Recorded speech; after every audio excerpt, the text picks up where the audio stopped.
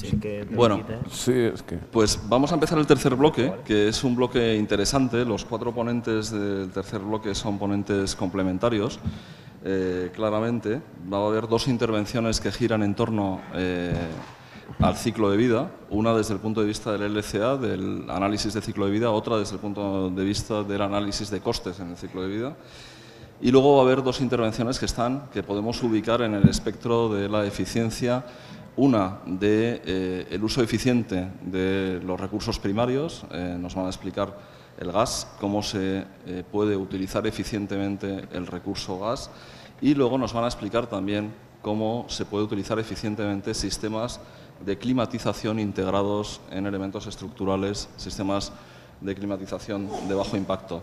Así que desde el ciclo de vida en costes y desde el ciclo de vida, desde el análisis de ciclo de vida, vamos a arrancar esta operación con Marcel Gómez. Marcel es de los pocos consultores independientes de análisis de ciclo de vida que hay en nuestro país, consultor al servicio de cualquier profesional que le pueda llamar.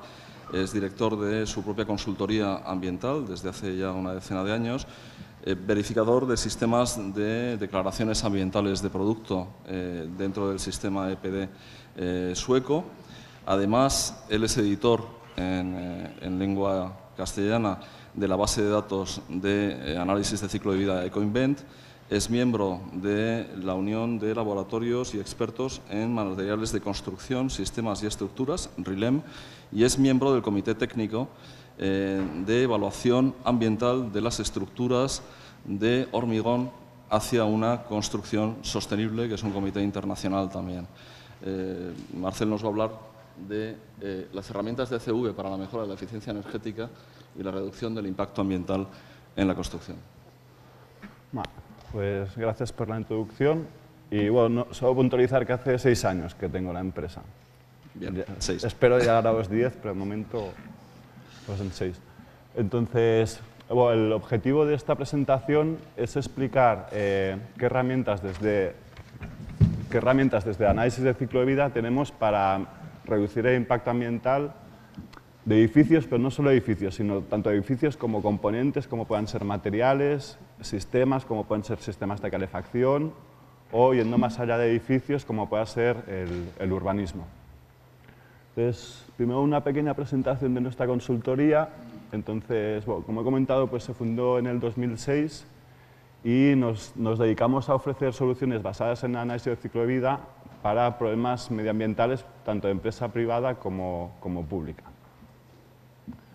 Entonces, tenemos 2 grandes campos de servicios. Uno es el ACV, pues ya sea mejora de producto, de empresas, implementación de ISO 14006, de codiseño, realización de codiseño y otras herramientas que son mucho menos utilizadas en España, pero que en Europa se utilizan, como puede ser el Life Cycle Costing, que después la presentación de ASRAE se comentará este tema. La huella hídrica, que es un poco anecdótico, pero en España es muy poco habitual, cuando en países como Canadá, que hay mucha más agua, pues es mucho más habitual hacer la huella hídrica. Y Life Cycle Sustainability Assessment, que sería integrar medio ambiente, costes con el Life Cycle Costing y social con Social Life Cycle Assessment. Entonces, de esta forma tenemos un análisis de la sostenibilidad de productos o empresas. Y otro campo de servicios que ofrecemos son la eficiencia energética, pues tanto auditorías energéticas de diferentes campos como eficiencia energética en la construcción, como certificaciones ambientales tipo LEED o BREEAM, que más adelante haremos una pequeña introducción. Entonces, la primera cuestión que nos tenemos que preguntar es ¿por qué tenemos que integrar la sostenibilidad en nuestra empresa o como arquitectos? La gran pregunta cuando vas a una empresa a vender el ACV es ¿esto me ayuda a vender más? Entonces, la respuesta es sí, ¿no? Pero no es un sí directo. Entonces, normalmente cuando se habla de sostenibilidad, es cierto, ¿no? Pero se habla de el bien común, ¿no? Entonces, yo, a llevar un poco a contraria, sí que es cierto que es importante el bien común, pero más lo es importante el bien personal, ¿no? Digamos, justo ayer estaba una jornada en Italia de ACV Y una persona de marketing pues, dijo un dato que era bastante importante, y es las grandes compañías como tipo Unilever hacen estudios de mercado para ver los compradores, qué tipo de comprador hay. Entonces, el 15% de la población piensa en el bien común, pero la realidad, nos guste o no, es que el 85% de la población es egoísta y piensa en ellos mismos. Entonces, la sostenibilidad es por un bien de nosotros mismos, no es por los otros, sino que si el medio ambiente está degradado, pues si hay poca pesca será más cara. Si en Madrid no hay unas normas de contaminación, viviremos menos años, al fin y al cabo. Entonces, nos afecta directamente a nosotros. Si miramos en la construcción, pues si hacemos un edificio sostenible, no será, yo qué sé, para contentar a Greenpeace, por decirlo de alguna forma, sino que eso reportará un beneficio directo en ahorro de costes, por ejemplo. Tanto en fabricación puede ser como en uso, sobre todo. O reducción de la contaminación, pero porque nosotros vivimos en la ciudad, entonces si estamos en Madrid y tenemos un piso contaminante, aunque no veamos nosotros mismos, vamos a ingerir la contaminación que hemos provocado. Entonces, a nivel más general, pues por otro lado, pues todos sabemos pues, que las legislaciones cada vez son más constrictivas, que la legislación alarga la responsabilidad del productor hasta el fin de vida del producto, que antes, una vez salía de fábrica, el fabricante ya se olvidaba, ahora no, hay que gestionar el fin de vida, por ejemplo. La materia prima y energía pues cada vez son más caras, entonces tanto a nivel de fábrica como a nivel de usuario, una vivienda, pues me han llegado demandas de auditorías de gente que ve en su edificio y paga 100 o 150 euros al mes de electricidad. Entonces claro, 150 euros al mes para una familia, o 200 o 300, pues es mucho dinero. En España a lo mejor un poco menos, pero bueno, de 10 años hacia aquí pues hay una presión más grande del mercado por comprar productos sostenibles. Y a nadie se le escapa que con la crisis tan fuerte que hay, pues tanto las empresas como los arquitectos pues se tienen que buscar la vida afuera. Entonces el ACV puede ser una herramienta para abrir nuevos mercados, para ayudar. Entonces, ¿qué necesidades tenemos cuando nosotros queremos aplicar herramientas de sostenibilidad? Pues por un lado necesitamos que sea objetivo e imparcial. Nuestros clientes no quieren que los engañemos, porque si los tomamos por tontos se pueden ofender. Para nosotros mismos igual, autoengañarse a una empresa no sirve para mucho. Entonces, si tú quieres saber cómo se distribuye el impacto de tu producto y te autoengañas, es dinero tirado. Por las mismas razones necesitamos que sea transparente. Por otro lado, necesitamos que sea comparable. Pues a modo de ejemplo, si un arquitecto se está planteando qué aislamiento escoger, tendrá que ser comparable, porque si utiliza modelos de impacto diferentes o los límites del sistema son diferentes, no se pueden comparar. Y al mismo tiempo querrá que sea adicionable. Pues a modo de ejemplo, si queremos saber el impacto ambiental de un cerramiento, tendremos que sumar los impactos del aislante, del ladrillo, del mortero, etc. Entonces, todas estas características las ofrece el análisis de ciclo de vida. Es una pequeña definición. El análisis de ciclo de vida lo leo porque de memoria lo sé, pero no digo exacto. Entonces, es un análisis cuantificado, objetivo, verificable y con metodología normalizada a nivel internacional del impacto a lo largo del todo el ciclo de vida de un producto o servicio de la cuna a la tumba. Entonces, estos 4 adjetivos me parecen muy importantes, porque, por un lado, cuantificado, es decir, hasta hace no muchos años o aún, realmente los arquitectos no tenían herramientas para cuantificar el impacto de sus productos. Aunque quisieran, no podían. Entonces, iban a pues, memorias que se decía si un producto era sostenible pues, con una bola verde, o roja o amarillo. Es un nivel muy bajo. El ACV te permite cuantificar, es decir, cuántos kilos de CO2 equivalentes emite mi producto. Por otro lado, es objetivo. Pues siguiendo un poco antes con la presentación de Luis, pues está claro que en todos sitios hay poderes fácticos. Entonces, si a mí me paga una persona, puede ser que otra persona pueda pensar que he hecho mal el estudio. Por ejemplo, pues ayer presentaron un estudio de una ACV de una central nuclear. Entonces, claro, si haces una ACV de una central nuclear y lo publicas, te va a venir la ONG de turno y va a decir que esto está falsificado. Entonces, como dijeron esto, les dieron el estudio completo y ellos lo miraron. Entonces, si tenían algo que creían que no estaban a favor o que estaba mal hecho, pues se decía y ya está. Verificable por un tercer agente. Entonces, esto da también credibilidad al estudio. Y también importante que es metodología normalizada a nivel internacional. Entonces, si yo hago un estudio aquí en España, un cliente italiano, turco, americano o del país que sea, lo va a entender, porque es la misma metodología. Pues como consecuencia de la aplicación de ACV, conseguimos una reducción del uso de materias primas, de la energía, por tanto de los costes, y mejoramos la cuenta de resultados.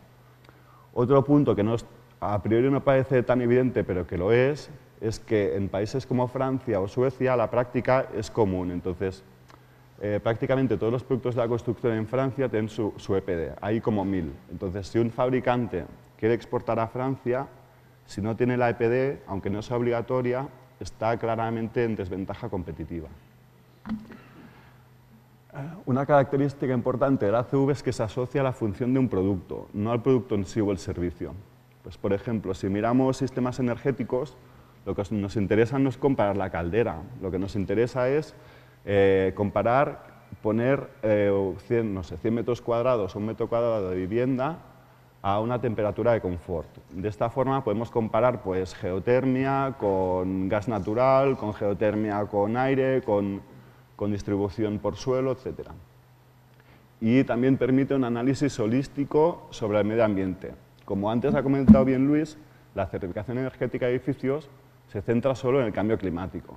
Entonces, en la práctica, ¿qué me está diciendo? ¿Que la caldera de biomasa no contamina? Pues, entonces, sobre cambio climático a lo mejor no, pero sobre salud humana sí que tiene un impacto. Y parecido a una caldera de gasoil.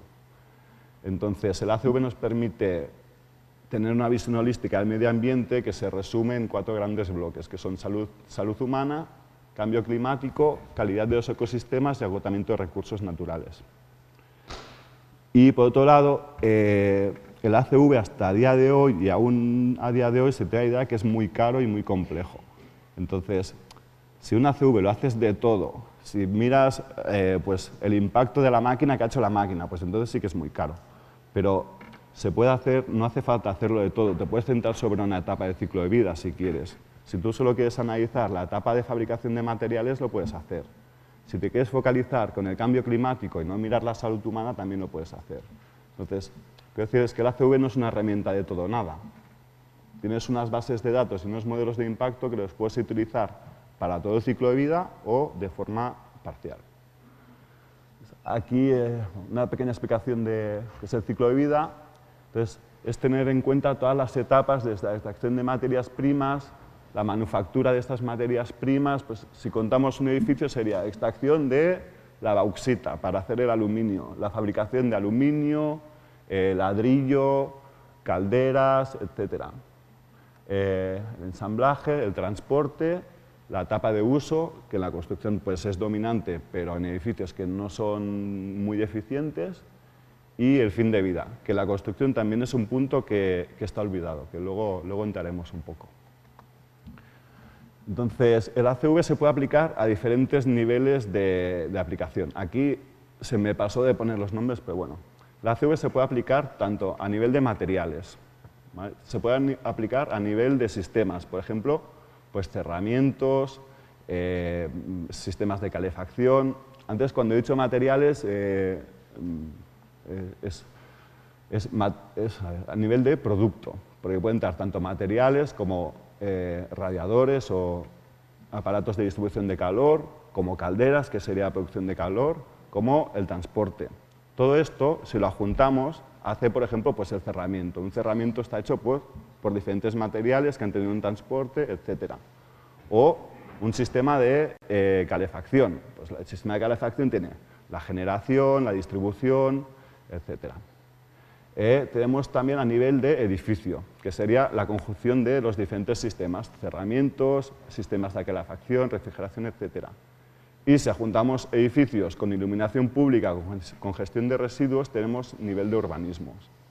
Entonces, ¿qué herramientas tenemos en ACV a cada nivel? Entonces, el ecodiseño, que ahora diré, algunos sabéis qué es, porque seguramente lo habréis oído, pero ahora lo explicaré bien, se puede aplicar a todos los niveles. Podemos mejorar el impacto ambiental de un material, de un radiador, pero también lo podemos mejorar de un cerramiento o de un edificio completo. Las EPDs o huella de carbono se aplican a nivel de producto, que luego entraremos. Certificaciones de edificios se aplican a nivel de edificio. Pues certificación LEED, BREEAM, no lo haces de un material, se hace de un edificio entero. Y a nivel de urbanismo podemos aplicar el ACV, que luego daremos algún ejemplo. Pues, por ejemplo, un estudio que hizo nuestra consultoría fue analizar el impacto ambiental del funcionamiento de un año de una municipalidad, pues con su transporte, su iluminación pública, sus edificios, etc. Entonces, voy a explicar lo que es el ecodiseño, cómo se aplica a todas las escalas. Lo explico ahora un poco porque se aplicará después lo podemos aplicar a todas las escalas. Entonces, el ecodiseño no es más que integrar el factor ambiental en nuestro proceso de diseño, es decir, interiorizarlo. Entonces, nos sirve para, por un lado, encuadrar las soluciones planteadas. Es decir, si nosotros no sabemos qué domina nuestro impacto, pues probaremos de forma aleatoria. Entonces, si probamos de forma aleatoria, una, perdemos mucho tiempo y dos, ganamos menos. Con el ACV, como sabemos que domina el impacto, pues ya vamos directamente a solucionar lo que importa. También sirve para eliminar falsas buenas soluciones. Un ejemplo muy claro y recurrente es materiales naturales.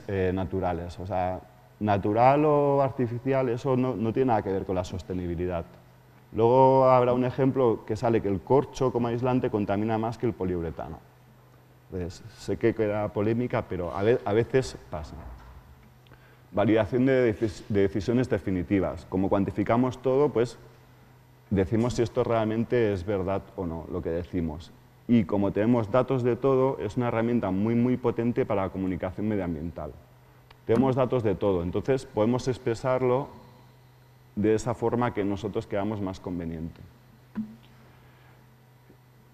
El ecodiseño se aplica tanto en el sector de la construcción, digamos, a seleccionar pues, materiales o fuentes de energía, pero también se puede ir más allá y replantear la relación del cliente con la empresa. Por ejemplo, un ejemplo claro sería en calefacción el district heating. Normalmente, cuando uno se compra un piso o lo alquila, pues tiene su caldera, se la compra, entonces tú compras la caldera.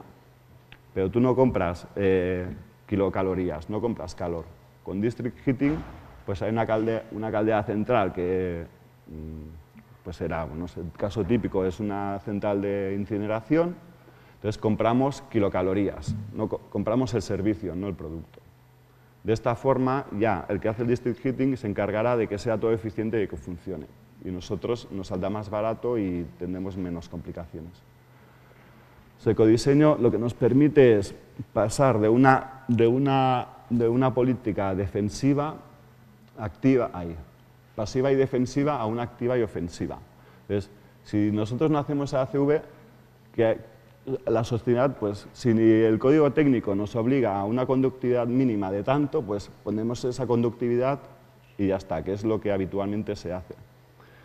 O otra cosa que se puede dar es, si nuestra competencia hace eso y se nos ha avanzado, pues después lo haremos para seguir la competencia y no estar en desventaja. Pero si aplicamos el ecodiseño, como sabremos qué es lo que contamina, en nuestro caso concreto, pues tenemos una actitud activa y ofensiva donde siempre llevaremos la iniciativa y el margen de mejora es mejor. Un ejemplo que no es de la construcción, pero es muy claro, sería Toyota, con el coche híbrido. Toyota fue el primero que invirtió en coche híbrido. Si le salió mal, pues mira, habría invertido y habría perdido dinero, pero le ha salido bien Y ahora Toyota es el número 1, el fabricante número 1 de coches mundial. Entonces, y ahora todas las marcas hacen coches híbridos, pero son menos buenos que los Toyota porque está más evolucionada la técnica en Toyota. Como consecuencia, pues disminuimos el consumo de materia y energía en el ciclo de vida de los productos y, por tanto, mejoramos la cuenta de explotación. Imponemos nuevas temáticas de innovación. Si hacemos lo que hace la competencia, es que siempre vamos por detrás. Y nos permite diferenciarnos de la competencia y ofrecer productos de mayor calidad. También nos ayuda a abrir nuevos mercados, sobre todo pues, mercados del norte de Europa, Estados Unidos, Canadá. Entonces, si nos centramos en el primer nivel de aplicación de la ACV, que es el nivel de materiales, pues la aplicación de la ACV nos permite la inclusión del impacto de la fabricación de materiales, pero también del fin de vida de los materiales. Cuando digo materiales, pues digo materiales o calderas, etc. Entonces, el fin de vida de la construcción está muy olvidado porque hoy en día casi todo va a deposición en vertedero. Entonces, la deposición en vertedero no contamina porque los residuos son inertes, pero si los reciclásemos, ahorraríamos mucho impacto porque después haría falta fabricar menos materiales. ¿Qué herramientas tenemos en comunicación a nivel de materiales? Las declaraciones ambientales del producto y la huella de carbono, que ahora lo explicaremos. Y como mejora de producto, el ecodiseño. Como hoy está en una universidad, pues he creído conveniente dar ejemplos y no quedarnos tanto en la teoría. Entonces aquí lo que se ha hecho es comparar 1 kilo de diferentes materiales. Primero de todo, advertir que comparar 1 kilo es muy peligroso, porque como os he dicho, siempre hay que comparar para una misma función. Entonces, aquí se ha hecho a nivel ejemplo, entonces, claro, comparar 1 kilo de aluminio con 1 kilo de poliuretano es complicado, ¿vale? Pero aquí lo que vemos, pues, el material hemos mirado ladrillo, hormigón, poliestireno, pintura, acero, oxidable, aluminio y PVC. Pues lo primero que salta a la vista es que el aluminio contamina mucho. Los metales contaminan 10 veces más que los plásticos. Los plásticos tienen muy mala fama, pero si tienes que escoger entre un marco de plástico de PVC y un marco de ventana de aluminio, pues PVC. Aunque el PVC tenga muy mala fama. Pero si tenemos que escoger entre PVC y aluminio, no, la cosa está bastante clara. Entonces vemos que el ladrillo, pues, por kilo tiene un impacto pequeño, pero ¿cuántos kilos de ladrillo ponemos en una obra? Muchísimos. El hormigón, parecido. Entonces, bueno. El ACV nos permite comparar de forma objetiva y cuantificada materiales. Esto es el ejemplo que os he comentado de aislante. Aquí veis aquí yo he ajustado la cantidad de masa a la conductividad. Comparar 1 kilo de poliuretano con 1 kilo de corcho no tiene ningún sentido, porque 1 kilo de poliuretano aísla muchísimo más. Entonces, siempre haremos la comparativa para una conductividad equivalente. Sorprendentemente sale que el corcho contamina más tanto para salud humana como calidad de los ecosistemas, cambio climático y uso de recursos. En casos así polémicos, lo que se aconseja es profundizar más en el análisis, ¿no? Pero esto es una demostración de que los preconcebidos muchas veces son falsos. Y el ACV sirve para superar estos preconcebidos. Lo mismo con el coche eléctrico o con... Yo personalmente soy socio de Greenpeace, pero a veces oyes cosas que no tienen ningún sentido y son contraproducentes. Ahora ya explico qué es una EPD. Entonces, una EPD, vuelvo a leer, son ISO 14025, es un conjunto de datos ambientales agrupados en una serie de categorías de parámetros ambientales predeterminadas, sin excluir información ambiental adicional. Es lo que se dice una ecoetiqueta de tipo 3. A la práctica, una EPD es un ACV normalizado. Entonces, es un ACV donde se te dice qué indicadores tienes que escoger, qué modelos de impacto, qué límites del sistema, y de esta forma podemos comparar materiales. Si no se hiciera con las mismas normas, ese ACV, no podríamos comparar. Otra característica importante de la EPD es que no evalúa la sostenibilidad de un producto, sino que es una comunicación de transparencia. Una EPD te dice que contamina un producto, no si contamina mucho o poco. A modo de ejemplo, pues también se han hecho EPDs de plantas de producción eléctrica de carbón. Entonces, la electricidad con carbón es lo peor de todo. Entonces, que haga una EPD de la planta de electricidad de carbón no quiere decir que sea ecológico hacer electricidad con carbón. Te dice lo que contamina.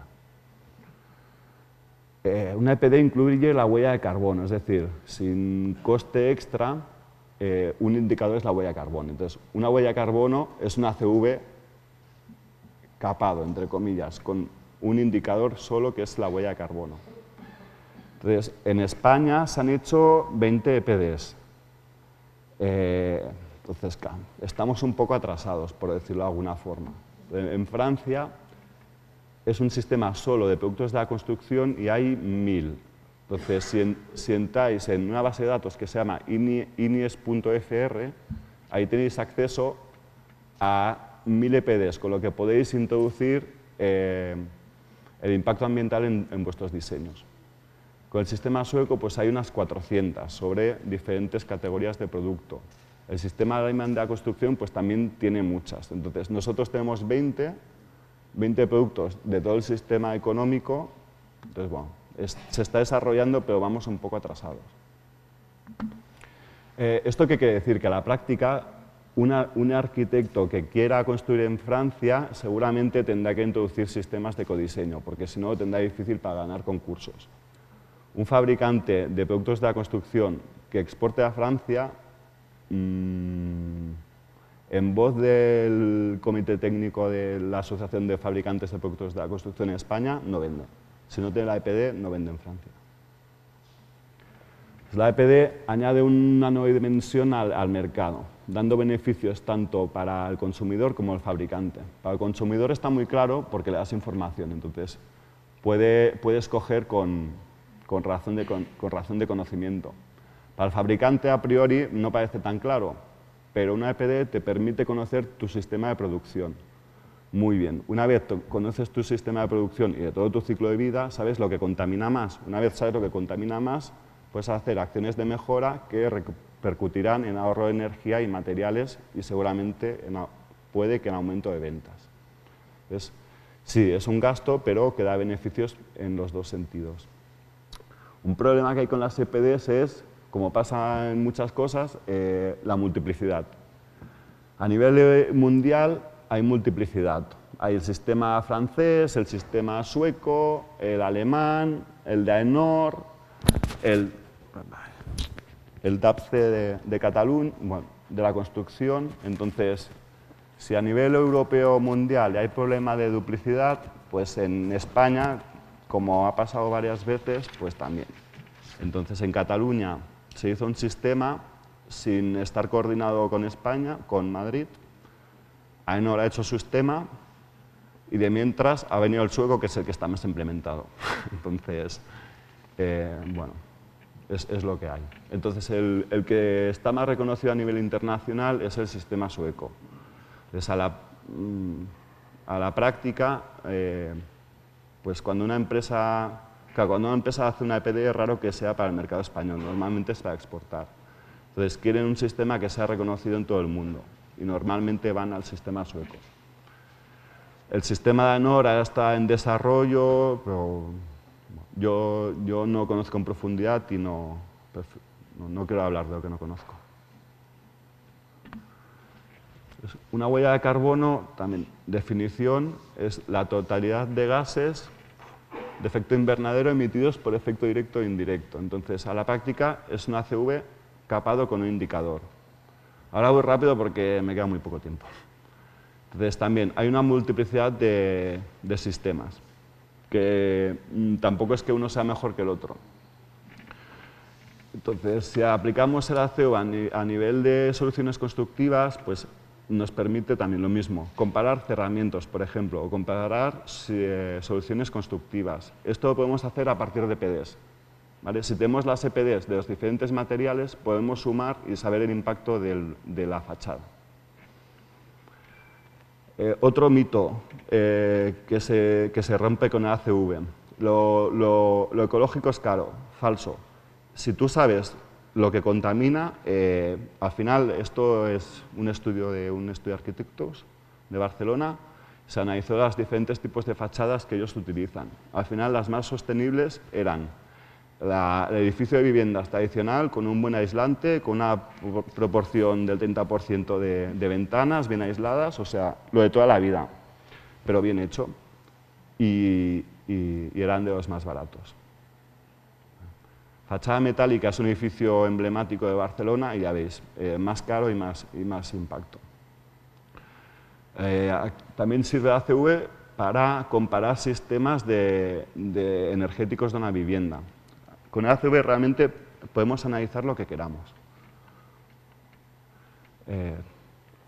Quedando así un poco de polémica también, pues el Código Técnico Español, la certificación energética de edificios y las subvenciones, como ha dicho Luis, es que solo se basan en la etapa de uso y en el cambio climático. Entonces, si solo te pasas en la etapa de uso, ¿qué pasa con los materiales? Que es entre un 30% del impacto a un 50%. ¿Qué pasa con el fin de vida? Que no contamina, pero podemos ahorrar impacto. Y lo mismo con el cambio climático. Entonces, ¿qué pasa? ¿Que una caldera de biomasa no contamina? ¿Es impacto cero? No, hay que mirar pues, sobre salud humana, calidad de ecosistemas, etc. Si miramos a nivel de edificios, podemos aplicar la ISO 14001 de ecodiseño y las certificaciones ambientales de edificios tipo LEED, BREEAM, DGNB o verde. Entonces, a la práctica es una serie de normas que te dicen cómo construir de forma sostenible sobre eficiencia energética, energías alternativas, eficiencia del consumo de agua, etc. Esto es de LEED, pero sirve para todos los sistemas. Entonces, ¿para qué sirve? ¿Para construir mejor? Sí, pero estas certificaciones sobre todo sirven para marketing. Yo diría que el 95% de leads que se hacen o BREEAM son para marketing. Si uno lo que realmente quiere mejorar es el impacto ambiental de su edificio, le será más barato hacer una ACV y tendrá mejores resultados. Entonces aquí vemos para diferentes tipos pues, cómo se reparten los diferentes bloques. Pues energía, agua, entonces los hay que están más detallados o menos, pero básicamente todos cogen los mismos temas. El problema que tienen estas certificaciones es la subjetividad. Porque ¿quién te dice? Yo en concreto, pues me gusta mucho la montaña y la nieve, pues el cambio climático para mí es importante, pero al que le gusta pescar truchas le importa la eutrofización y le importa por el cambio climático. Entonces, cada uno tiene sus preferencias y entre comillas, es jugar a ser Dios, decir que es más importante si la energía o si el agua, porque el agua, pues en Cataluña llueve poco y es importante, pero en el País Vasco la tienen por castigo. Entonces, no cambia. Bueno, esto es un estudio que pagó el señor Luis de Pereda de ecodiseño de un garaje. Entonces, es el primer estudio que yo creo que se ha hecho en el mundo de ACV de garajes subterráneos. Entonces, es un estudio que se comparó un escenario robotizado, que es estos parkings donde tú entras a la puerta y ya el parking te mueve el coche y todo, y te lo deja en el sitio. El semi-robotizado, él lo puede explicar mejor, pero bueno, el semi-robotizado tú entras y entonces te sube de nivel, y el tradicional es el de toda la vida donde entramos y dejamos en la plaza de parking. Entonces, aquí sirvió para ver que realmente el robotizado contamina mucho menos. Entonces, alguien me podría decir, pero es que, claro, es que IPS te ha pagado y has puesto lo que él te ha dicho. Entonces, bueno, si ellos creen esto, pues dices, bueno, pues mira, es que la etapa, estos son los resultados y los datos de entrada son estos. Entonces, aquí el escenario robotizado contaminaba menos por dos grandes razones. Como tiene una compactación del espacio más grande, contamina menos en iluminación y ventilación, que son los dos grandes factores que dominan el impacto de un garaje. El impacto ambiental de un garaje está dominado por la iluminación y por la ventilación. Entonces, en un robotizado, como no está el coche encendido, pues hay menos ventilación y como está más compactado, hay menos iluminación. Aquí vemos que la etapa de uso es dominante para un garaje en iluminación y ventilación, y después se miró, pues bueno, ya sabemos lo que contamina más, qué podemos hacer para reducir este impacto. Entonces, con 4 soluciones que tampoco tecnológicamente son ninguna virguería, ni económicamente son muy caras, pues poniendo fluorescencia T5 y aparatos auxiliares electrónicos, o sensores de presencia, variadores de frecuencia para que la ventilación no vaya a todo o a nada, que pueda ir en función de su carga. Electricidad 100% renovable, que esto es cambiar de compañía. Pues el ahorro es de entre un 75%, entre un 36% y un 80%. Entonces, si tú sabes dónde hay el impacto, es barato solucionarlo. Si no lo sabes, es cuánto es caro. Si vamos a un nivel superior, entramos a nivel de urbanismo. Entonces, sería el grado último de aplicación del ACV en la construcción. Entonces, el ACV nos permite tener una visión holística del impacto del urbanismo y nos permite sumar el impacto de, por ejemplo, parque de viviendas, tanto público como privado, transporte público y particular, gestión de los residuos, edificios públicos, iluminación pública, potabilización y depuración. Se puede mirar todo o se puede mirar solo una cosa. El ACV, que yo sepa, es la única herramienta que te lo permite hacer. Pues esto es un ejemplo de resultados que se obtienen con un análisis de ciclo de vida. Yo creo que este gráfico es bastante explicativo. Entonces, esto es el sistema, un año de funcionamiento del Ayuntamiento de Premià de Dalt. Pido disculpas que está en catalán. Yo soy catalán y entonces en el software lo tengo en catalán y no lo puedo cambiar. Entonces, aquí tenemos todo el ciclo de vida y de arriba, en el eje de las SIS, vamos de más agregado a más concreto. Entonces, esto es el ciclo de vida de un ayuntamiento de 10.000 habitantes. Entonces, ¿qué contamina más en un ayuntamiento de 10.000 habitantes? La gestión de los residuos, con un 62% sobre el cambio climático. El consumo de gas natural de los edificios públicos, un 3,5%. El consumo de electricidad, un 26%. Y el consumo de agua, que antes ha salido, un 8%, que aquí creo que está infravalorado. Entonces, vale, pues la gestión de residuos contamina mucho, pero ¿por qué? ¿Por qué? Pues, como dice un entrenador que ya no está, pues los residuos, la incineración de los residuos es lo que contamina más, ¿vale? Después también lo que nos llama la atención es que el reciclaje no es que contamina, sino que evita cargas. Digamos, cuando tú reciclas, evitas que se haga un producto nuevo. Entonces, cuando tú reciclas vidrio, evitas que se haga vidrio nuevo. Cuando tú reciclas aluminio, evitas que se haga aluminio primario, con lo que haces una carga negativa. A nivel de costes, un ayuntamiento, aquí se ve la relación entre medio ambiente y economía. Un ayuntamiento, cuando lleva sus residuos a incinerar, paga, pero cuando los lleva a reciclar, le pagan. Entonces, la diferencia puede ser de 250.000 euros para un pueblo de 10.000 habitantes, entre que la tasa actual de reciclaje queda un 30% y si ya está un 90%, que aquí parece ideal, pero en Alemania es normal, pues el ahorro sería de 250.000 euros para un pueblo de 10.000 habitantes. En electricidad, vale, la electricidad contamina mucho, pero ¿cuál? Pues vemos que la iluminación pública es lo que domina el consumo. Entonces, ¿qué nos es más rentable? ¿Invertir en una auditoría energética en los edificios públicos o en la iluminación pública? Clarísimamente la iluminación pública. En este pueblo, con una inversión de 250.000 euros, que va a cambiar luces, poner aparatos auxiliares electrónicos y relojes astronómicos, pues con una inversión de 250.000 euros se ahorrarán 100.000 euros sin tener en cuenta la inflación de la electricidad, que es del 6 al 10% anual. Después esto se ha hecho, o sea, han cambiado toda la iluminación del pueblo. Y en potabilización, pues también podemos ver en el ciclo de agua, pues en el ciclo del agua, si es la potabilización o la depuración lo que domina el impacto. Entonces, aquí en la presentación ya se acaba, pero en el proyecto sí que se hizo ecodiseño. Entonces se vio que aumentando la tasa de reciclaje se ahorraba muchísimo dinero e impacto ambiental y reduciendo el consumo de electricidad en iluminación pública, que es fácil y rentable, también se ahorraba mucho dinero y se ahorraba impacto ambiental. Y muchas gracias por su atención.